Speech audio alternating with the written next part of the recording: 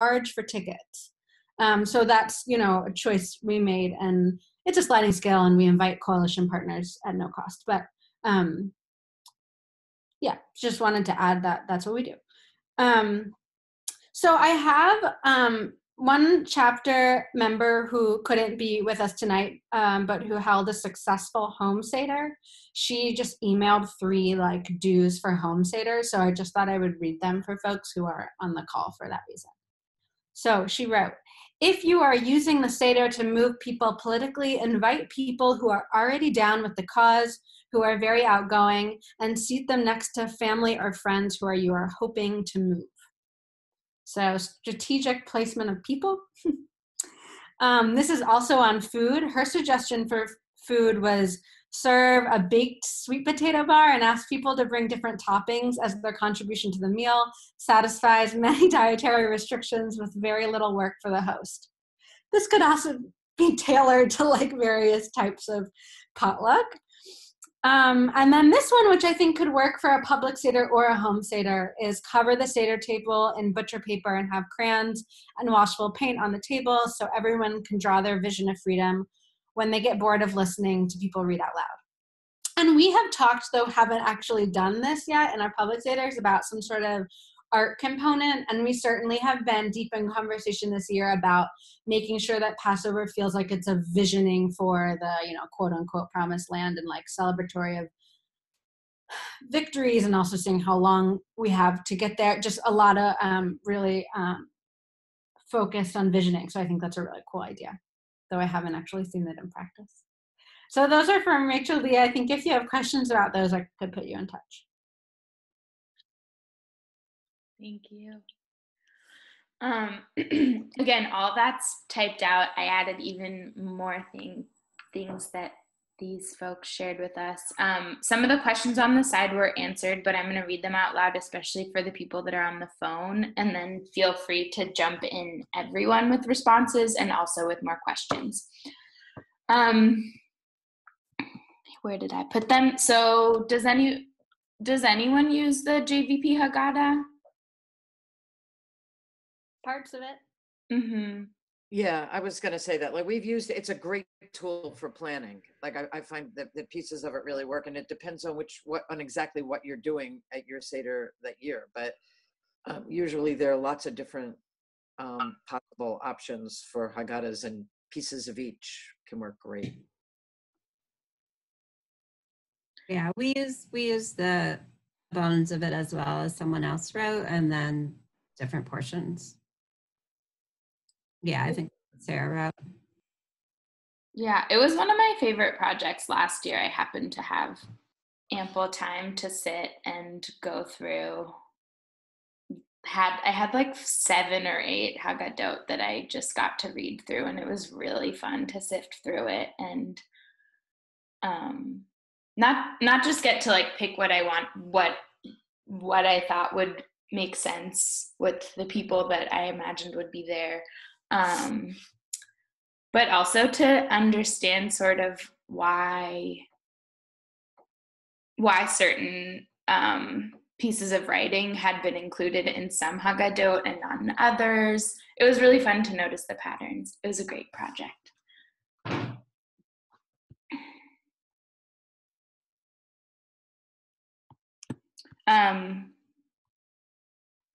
Okay. How do people pick a date? Hard. It's really hard. We're actually not doing our Seder this year. We don't usually do a JVP related Seder on the first 2 nights of Pesach, because too many people have family and friends they really want to have Seder with. So, and this is going to, I hope, vary with every single group that talks about what you've done. This year we're doing it at the end of Pesach, and instead of at the beginning. And we've done all kinds of things with group seders. What have the rest of you done? I'm curious. We had a long discussion this year about can we take the first or second night? Can we freaking have it? Why do we have to be the back seat of all Jewish tradition? And then I was just it also just wasn't good for my work schedule. I was come on, guys. It's just yeah, I felt like I just didn't want to keep people from being able to visit family. But we'll probably have that discussion every year. We're doing it in the middle. We're doing it on Wednesday. Wow, I really want to know more about what came out in that conversation. In Seattle, we boldly claim second night every year. Oh, That's awesome. And it seems like our Seder is folks' home Seder. Like for a lot of people, it seems like that is what happens. so it's that this is just what it is and people know. Oh. Yeah. We also, so we're not doing a meal. We're doing a Seder with ritual food and desserts. And one of the reasons we like doing it around the end of Pesach is that a lot of people have leftovers, and we like it just winds up easier. And there are some people who are kosher for Passover and some who are not, and that requires kind of attention paid to it. So we're going to make it very easy on ourselves.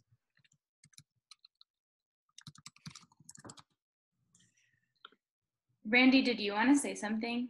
Oh, I was just gonna say that we're doing the second night, and we did the second night last year before Nishmat Shum didn't officially exist, but a proto Nishmat Shum group. We did kind of our first Seder collaborating together last year on the second night, and we had 60 people still. I mean, that was the first time we'd done it, so I don't know what it's going to be like this year, but it feels like it's worked well for us to do that. I think we just kind of picked the timing that worked the best for the people who were organizing it, honestly. But I think that it's worked so far doing it on the second night. Cool. That's good. It's nice to know that you're about 60 people. Do you anticipate a similar number for this year? I mean, that's what I'm assuming, but we don't really have any numbers yet, of course, so I'm not really sure. Hopefully. Mm-hmm.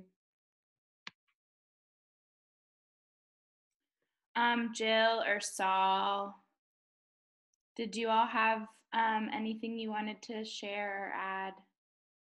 I think Farrell is gone. Well, I just want to thank everyone because JVP Boston has, from what I understand, we've never had a Seder.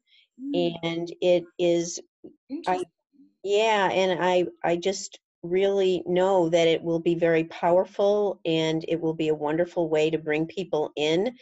And you are all giving me lots and lots of ideas because it will be for next year. So we have a lot of time to duke it out and to figure out what form it might take, whether we want to start off with the ritual no meal and desserts as a way of just warming up to the idea, or people are just excited. So it'll be just a wonderful conversation. We haven't done a lot of ritual in the Boston JVP chapter. At least lately we have not. So this is just really exciting. And I just think it's like people were talking about the relationship building from within and also the intersectional coalition. I guess I would have thoughts and wonders about who gets invited and how do you do the guest list, and is it by invitation, or I know that you do publicly, and so I think that would be something that we would be grappling with. Like, it's rude to be closed, and yet it could be, as my daughter would say, a shit show if it's open to just everybody and everybody's brother and sister. And so I guess those are just some of my thoughts. And I want to thank everybody for amazing work and just so provocative and inspirational.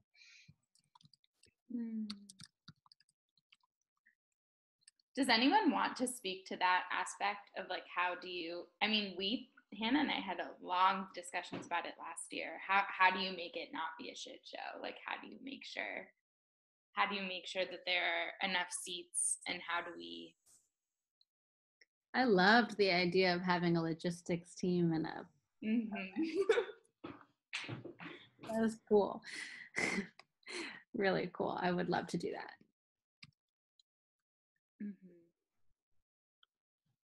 Can I ask a question? Or do you want to keep talking about that? I've got one thing to say on this.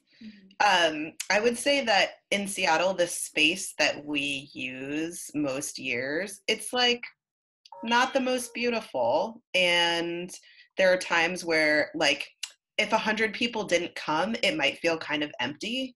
And also there was a year that we tried doing the Seder at a space that was a bit smaller and really beautiful, community space that felt really holding. And it was super, super crowded. And a few people left because they felt like there wasn't room for them. And it felt really bad. So it's just, for us, I think it's been really worth just like doing it at this space where there's a lot of space, there's a lot of extra tables, there's a lot of extra chairs. It's not the most beautiful, and it feels really beautiful to just know that whoever shows up, there's gonna be a chair. If we have to take out some more tables, we can do that, and that feels really good. The tables and chairs point is actually really significant. Like having extra people are going to show up. I mean, I think that feels significant to us because we've done it we do it at a space that doesn't have tables and chairs, so we have to bring them all in. It's an outdoor space. It's beautiful, but it requires more work. So there's that too. I mean, these are all like give or take. Mm-hmm.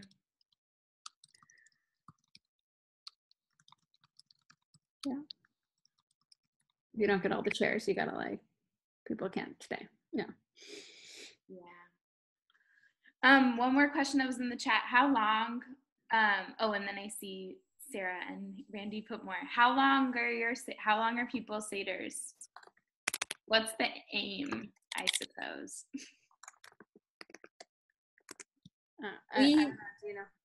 Go ahead. In Seattle, we tend to start around 6:30 and try to like end by like 9:30, 10 at the very latest. So In Philly, it's dependent on whether it's been a multi-group or not multi-group, or whether we're just doing snacks or how we're doing it. But this year we're going to do late afternoon, like Shabbat afternoon, Saturday afternoon at the end of Pesach. And we're thinking it'll be around 4 to 6. I think ours is similar to Seattle. I can't remember. Too many cups of wine, I guess.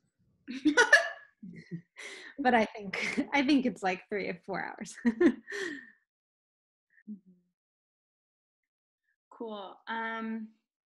So we talked about what after wine and like all that, a cleanup crew is really important. Like really important, because you know when people like leaving angry after such a nice Seder because they had to clean up, you know. So yeah. There's one other piece that just occurred to me when you said that, is that because we're doing this in coalition with a Muslim group this year, there won't be wine. And when we're inviting Muslim groups, it just changes that, which does change the feel some. It's interesting. Like it changes it some. But, yeah. But you need a cleanup crew anyway. I have a quick suggestion about the cleanup crew. We had this kind of magical cleanup moment happen last year where like people just put on music and just like sang a lot and like just rocked out while they were doing all the dishes, and just so kind of like cultivating that festive, warm atmosphere even after the Seder is over. Cool. I love that.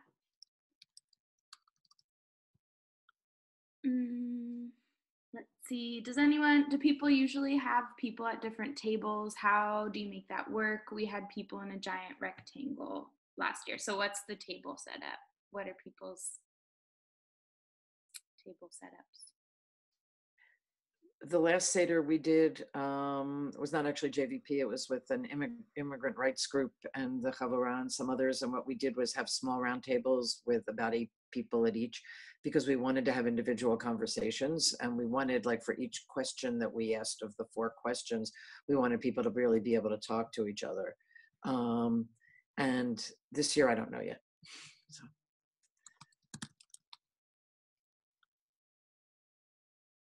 Do other people, Sarah, Jill, Saul, what have you done in other seders that